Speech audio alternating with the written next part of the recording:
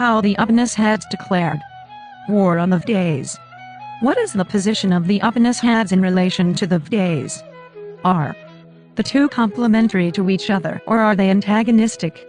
Of course, no Hindu would admit that the Vedas and Upanishads are repugnant to each other.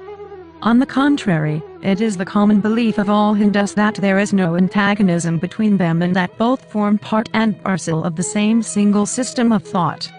Is this belief well-founded? The principal reason for the rise of such a belief is to be found in the fact that the Upanishads are also known by another name, which is called Vedanta.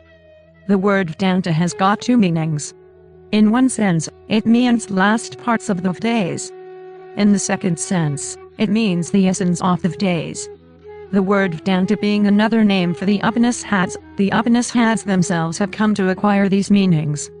It is these meanings which are responsible for the common belief that there is no antagonism between the Vedas and the Upanishads. To what extent are these meanings of the word Upanishads justified by facts? In the first place, it is well to note the meaning of the word Vedanta. What was the original meaning of the word Vedanta?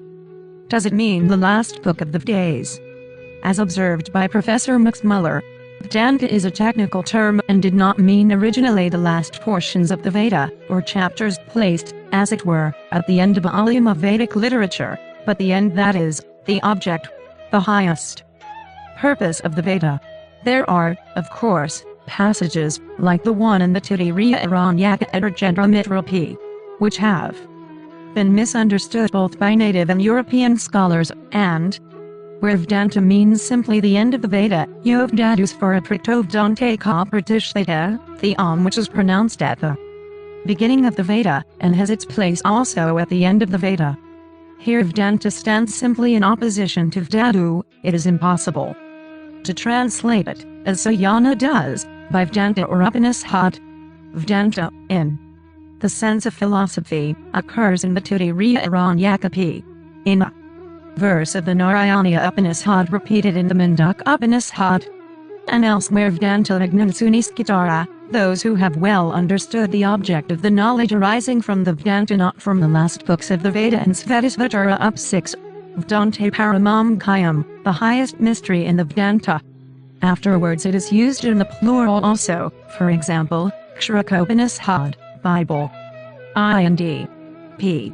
Pandarakati Vedantshwanagadayate, it is called Pandaraka in the Vedantas, that is, in the Kandajya and other Upanishads, as the commentator says, but not in the last books of each Veda. More direct evidence on the point is that which is contained in the Gautama Dharma Sutras.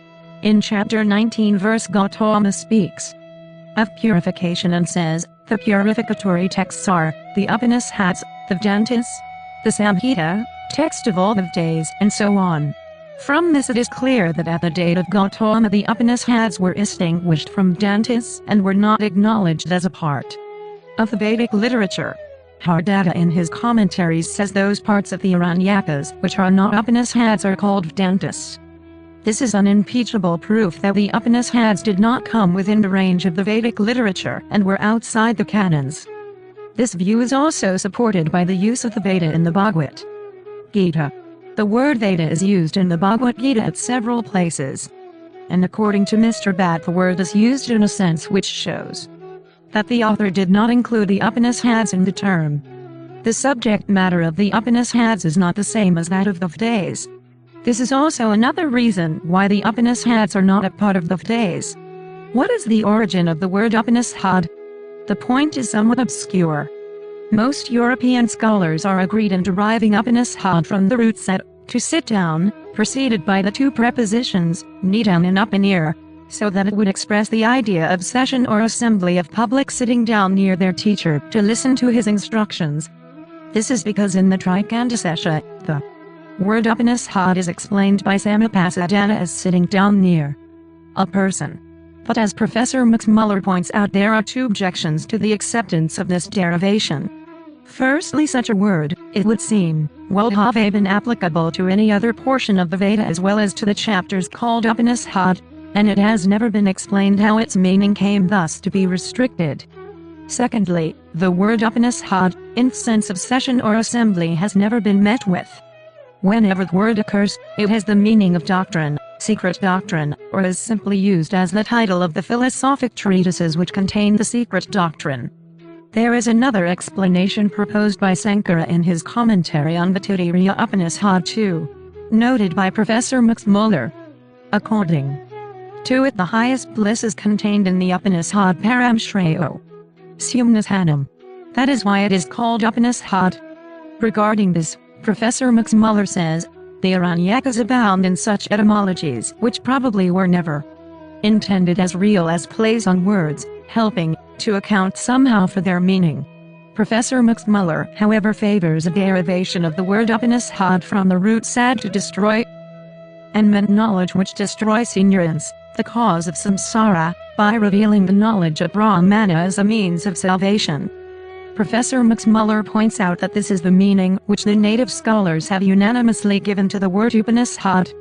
If it be granted that the true derivation of the word Upanishad is what is suggested by Professor Max Muller, then it would be one piece of evidence to show that the common belief of the Hindus is wrong, and that the subject matter of the Vedas and the Upanishads are not complementary but antagonistic.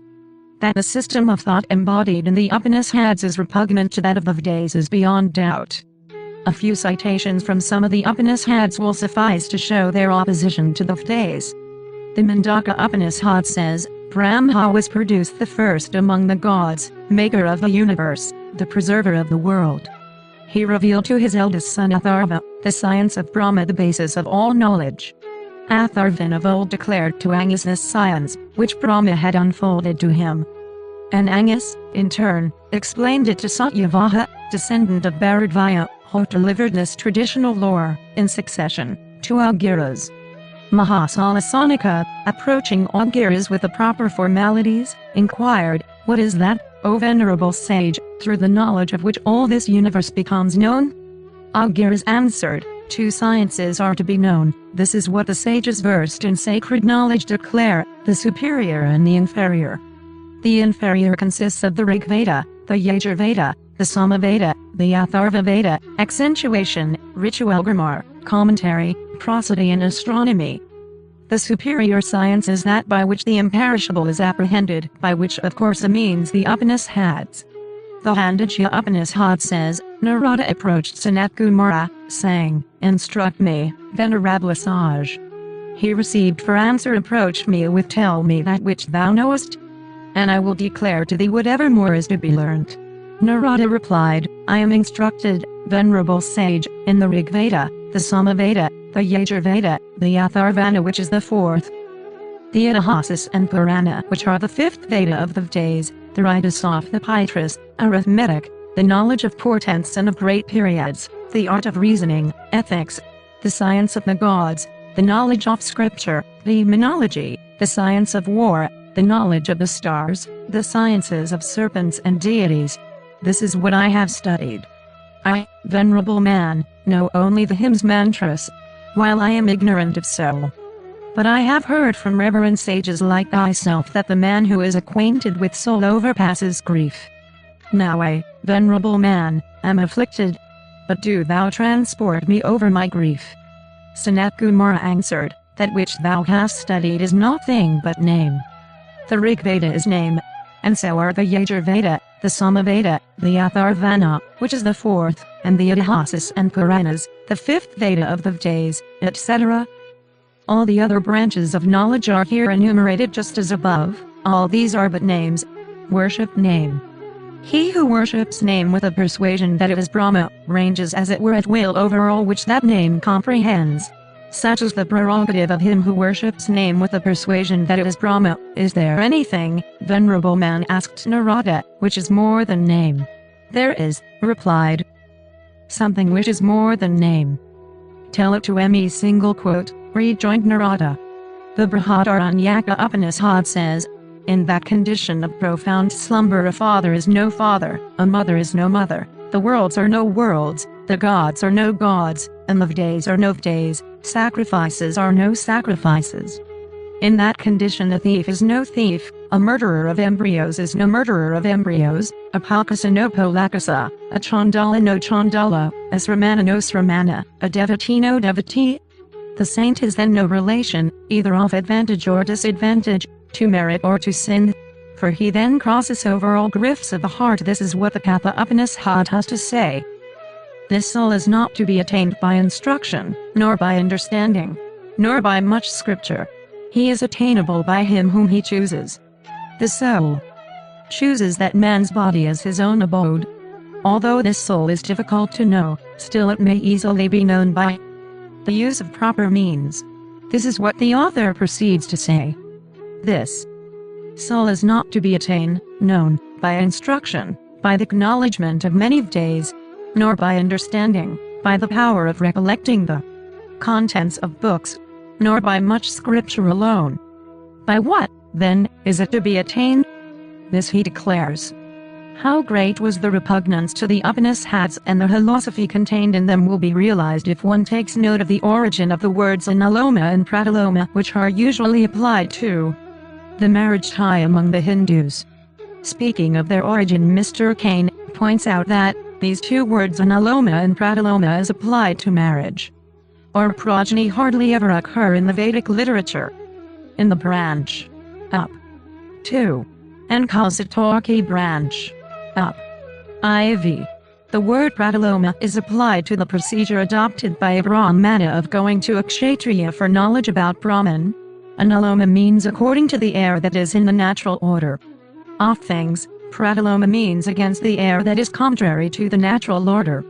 Reading the observations of Mr. Kane in the light of the definition of the word pratiloma, it is obvious that the Upanishads, far from being acknowledged as part of the Vedic literature, were, if not despised, held in low esteem by the Vedic Brahmins. This is an additional piece of evidence which shows that there was a time when the relation between the Vedas and the Upanishads was of antagonism. Another illustration of the attitude of the Vedic Brahmins towards Brahmins who had studied the Upanishads may be given. It is to be found in the texts of the Dharma Sutras of Baudhayana. Baudhayana in his Dharma Sutras too says that at a Shraddha ceremony a Rahasa Avid is to be invited only if other Brahmins are not available. A Rahasa Avid, of course, means a Brahmin versed in the Upanishads. The belief that the Vedas and the Upanishads are complementary came into being is really a riddle.